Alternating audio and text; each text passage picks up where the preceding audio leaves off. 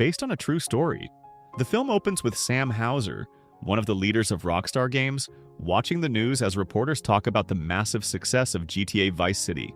The game has just hit the market, and it is already a phenomenon. Back at the office, his employee Terry shares even bigger news. They have sold 1 million copies in a single day. With Vice City dominating the charts, the team gathers to plan their next move. They do not just want another hit. They want something bigger, more realistic, more stylish. Something that can truly make players feel something. Sam has a bold vision for the next installment. He wants the main character to be black. Some of his colleagues think the idea is risky. They are British developers making a game set in America, and they know how sensitive race can be there.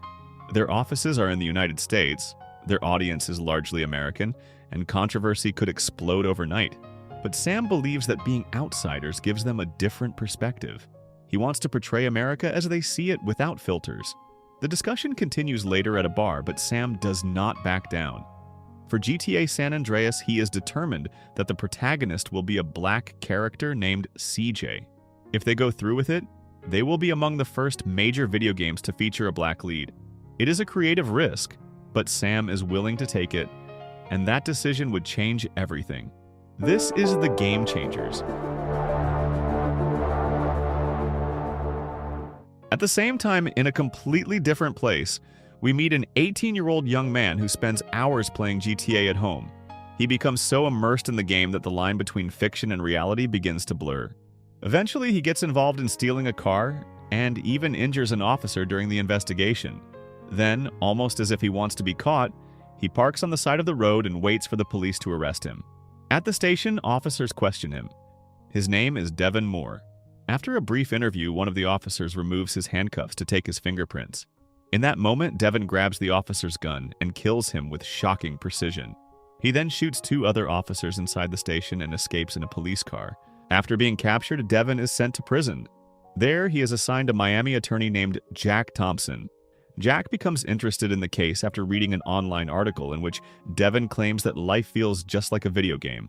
Curious and disturbed by that statement, Jack visits Devin in prison to hear it directly from him.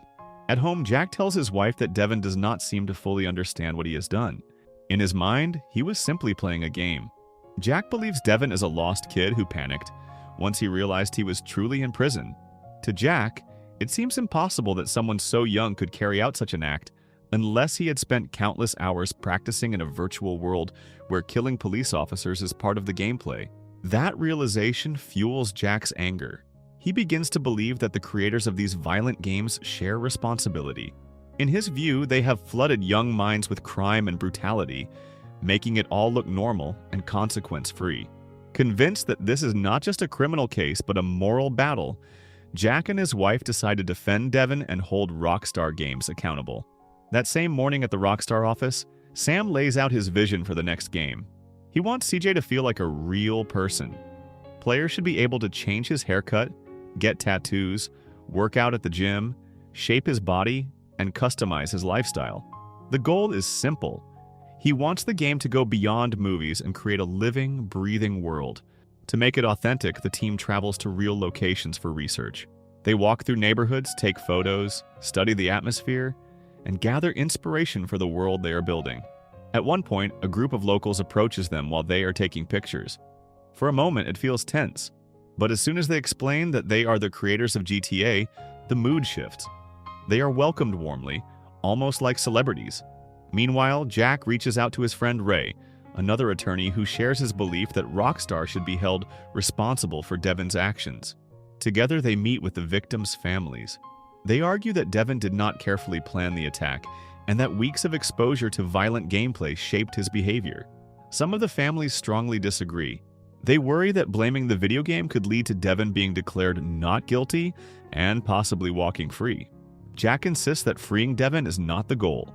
Devin has already received his punishment. What Jack wants is accountability from Rockstar and financial compensation for the families who lost loved ones. In his mind, this is about justice, and he is convinced he can win. Soon after, Jack officially files a lawsuit against Sony, the maker of PlayStation, and Rockstar is the developer of the game. At a press conference, he goes even further, publicly declaring that he intends to take Rockstar down. Word of the lawsuit quickly reaches Sam and his team warns him to stay alert. Before stepping into the courtroom, Jack decides to play GTA himself. As he moves through the opening moments of the game, he is shocked by how quickly the player is directed toward violence and crime. At the same time, both sides begin researching each other. Each wants to understand who they are really fighting. Jack appears fully committed to dismantling Rockstar. He gathers expert witnesses to support his argument that violent video games can trigger trauma and stress in the brain, especially in teenagers. One military expert even explains that the armed forces use video games as combat simulators, suggesting that when similar mechanics are used at home, they could function as a kind of killing simulator. He agrees to testify, believing the Devon Moore case represents a serious social issue. While Jack builds his case, Sam and the Rockstar team continue pushing GTA San Andreas deeper into production. And as if the violence and crime are not controversial enough, Sam considers adding a realistic, intimate scene between a man and a woman to make the world feel even more mature. The next day, Jack appears on television, accusing Rockstar of creating what he calls a murder simulator that influenced a teenager to commit real crimes. Back at the office, the entire Rockstar team watches the broadcast, knowing the battle ahead is only getting bigger. Inside Rockstar, some team members begin to worry. If the real issue is violence against police officers, maybe that element could be removed from GTA San Andreas. Maybe that would calm the storm, but Sam refuses. To him, Jack is simply looking for someone else to blame. Sam believes he has the right to create the game he wants. This is America, a country built on freedom of expression. In his view, if something went wrong with Devon, the responsibility lies with parenting or education, not a video game. If it's the cop killing in the game that's the problem, maybe we should tone it down for San Andreas. A bit. No way, Jamie. This is a free country. We're allowed to make the game we want to make. Yeah, but that's not our fault, is it? It's theirs. They don't understand games and they want to blame someone for these deaths, but rather than blame this kid's parents or failed education or zero job prospects, this man wants to blame us. Meanwhile, Jack's public appearances start to take a toll. After going on television, he and his family begin receiving threatening phone calls. His son is ostracized on his sports team and even faces anonymous intimidation. At home, his son points out something that hits hard. Just because a game contains violence does not mean every kid who plays it will commit a crime like Devon did. That moment forces Jack to realize his fight is affecting his own family. His son is being bullied because of this battle against Rockstar. Determined to fix it, Jack decides he will go to his son's school and speak to the students, hoping education might stop the harassment. Back at Rockstar, another problem surfaces. The intimate scene Sam wanted to include in the game could push GTA San Andreas into an adults-only rating, which would severely hurt sales. With the release date approaching, the team advises caution. After some debate, Sam agrees to remove the explicit content, knowing the commercial risk is simply too high. As the lawsuit moves forward, Rockstar hires a powerhouse legal team known as Blank Rome. When Jack and his wife hear the news, they are not intimidated. Jack even sends an email to the firm, accusing them of defending an unworthy client and suggesting they are tarnishing the reputation of their profession by representing Rockstar. Blank Rome ignores the accusation and proceeds to court. However, the email becomes a serious issue. The firm reports it to the judge and it is ruled a violation of professional ethics. The judge views Jack's actions as arrogant and inappropriate. As a result, Jack is removed from the case entirely. From that point on, the lawsuit is handled by his colleague Ray. Even though he is no longer officially involved, Jack still attends the hearings. When the judge reviews the evidence, it becomes clear that the expert witnesses Jack gathered never actually met Devon and do not have detailed knowledge of his specific crime. Because of that, their testimony cannot be fully considered. The judge also questions whether Devon's actions were consciously influenced by a video game at all. In the end, the court rules in favor of Rockstar Games. The case is dismissed. Jack reacts with visible frustration, calling the decision disgraceful. The question before this court is whether Devon Moore's crimes are the result of his use of Grand Theft Auto. Since the plaintiff's experts have acknowledged that they have never met Devon Moore and have no personal knowledge of his specific crimes, I cannot consider their evidence. Case dismissed. That's outrageous. After the hearing, he approaches the Blank Rome team, but before he can press further, they inform him that they have reported him to the state bar for evaluation of his conduct, especially the ethical violations during the case. Even then, Jack refuses to shift his position. He continues to blame Rockstar for selling games he believes are inappropriate for children. News of the legal victory reaches Sam Houser, who feels a wave of relief. With the lawsuit behind him, he can finally focus fully on GTA San Andreas as it nears release. At Rockstar, the team works day and night, pouring everything they have into finishing the game. After 2 years of intense work, the game is finally complete. One of the team members submits a copy to the Video Game Regulatory Board, and not long after that, GTA San Andreas officially launches. It quickly becomes one of the best-selling console games in the world. But while Rockstar celebrates, Jack's life is heading in the opposite direction. He receives word that Blank Rome has successfully convinced the state bar to revoke his law license. As he opens up to his wife about everything that is happening, a rock suddenly crashes through their window. He runs outside and tries to chase down a group of kids riding BMX bikes, but he cannot keep up. The situation is no longer just professional. It has become deeply personal. Later, while playing golf, Jack prays. Beneath his anger and determination, he feels exhausted. The pressure, the backlash, and the public scrutiny are starting to wear him down. It feels like the fight is slowly breaking both his spirit and his family. Meanwhile, at Rockstar headquarters, Sam Houser is reading player reviews filled with praise. Fans are thrilled with the new game. Sales numbers from around the world are staggering. The success is undeniable, and the team celebrates the moment they worked so hard to reach. As the game spreads globally, it also attracts the attention of modders, passionate fans who love digging into game files and modifying them. One of them is Patrick, a modder from the Netherlands. While exploring the game's code, he discovers something unusual. Hidden within the files is unused programming that does not appear in normal gameplay. Curious, Patrick digs deeper.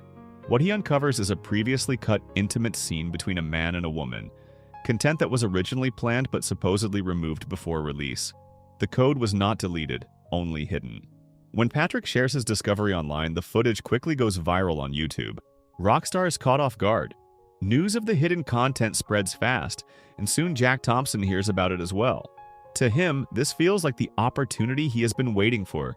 Reporters track down Patrick for answers. He insists that everything he revealed came directly from the official DVD. Rockstar's public response tells a different story. Terry suggests that hackers or modders altered the content. That explanation does not sit well with Sam. In the gaming world, modders are some of the most dedicated fans. Blaming them risks turning the community against Rockstar.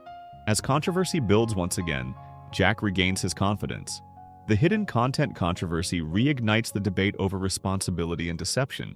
Then something even bigger happens. Jack is contacted by United States Senator Hillary Clinton and invited to the White House to discuss the issue. Suddenly, what started as a courtroom battle has become a national conversation. As the controversy explodes, Rockstar once again turns to its legal team at Blank Rome. The first question is simple. How did Patrick even access that hidden footage? Sam explains everything honestly. The intimate scene was originally created during development, but it was cut before release because it would have pushed the game beyond a mature rating. The team did not fully delete the code because removing it could have affected other parts of the game. On top of that, they were racing against a deadline. Instead of deleting it, they simply hid it within the game files. The scene would have prevented the game getting an M rating. Yeah, that's one reason, sure. But I just didn't like it. Right, to remove something like that is hard. It's, if you fiddle with the code, it can have a knock-on effect on a lot of things that are very hard to predict. But that explanation does not calm the public. Protesters gather outside Rockstar's offices in the United States. Some demand that the company leave the country, pointing out that Rockstar's founders are British. The controversy grows louder, and video game regulators step in, stating that the adult material circulating online did in fact originate from the retail version of GTA San Andreas. Now, Rockstar faces serious accusations. They are accused of misleading the rating board and misrepresenting the content of their game. The case moves toward federal scrutiny. Blank Rome warns that if the Federal Trade Commission proves Rockstar intentionally deceived regulators, the company could face millions of dollars in fines, potentially enough to bankrupt them overnight. Sam appears before the Federal Trade Commission and answers tough questions about how adult content could remain hidden inside a game sold to the public. He walks them through the development process, explaining how the scene was created, why it was removed from gameplay, and why the leftover code remained buried in the system. In the end, the outcome is surprisingly restrained. The Commission does not impose fines or criminal penalties. Instead, Rockstar is instructed to implement a stricter internal review system to ensure that all content is properly disclosed in the future. The company is allowed to move forward, but under closer scrutiny. Jack Thompson's story takes a very different turn. Just as he feels validated by the renewed controversy, the state bar moves forward with disciplinary action against him. He is formally charged with multiple professional violations. After review, he is found guilty of breaking 31 ethical rules. His license to practice law is permanently revoked. Even so, Jack's campaign does leave a mark. In the aftermath of the debate, Senator Hillary Clinton announces the Family Entertainment Protection Act, aimed at restricting the sale of violent video games to minors. Jack does not win compensation for the families of the officers killed by Devon Moore. But in his own way, he succeeds in changing the law. And so the battle ends with no clear hero. Rockstar survives and thrives. Jack loses his career but influences national policy. What began as a courtroom fight over one crime becomes a larger debate about art, responsibility, and the limits of freedom in modern entertainment. So the moral of the story is, if you hide your homework in the code, blame the modder, sue the game, and yell on TV, you might lose your job, but at least Congress will notice you.